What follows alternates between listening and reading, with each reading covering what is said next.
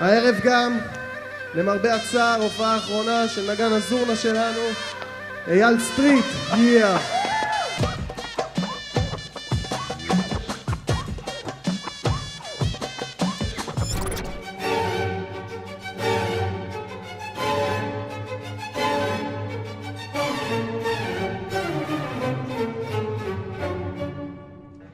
אייל, and this is Hey.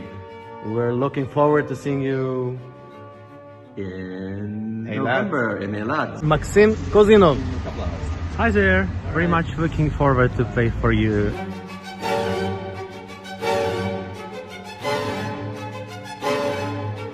יאללה ביי, נתראה באילת.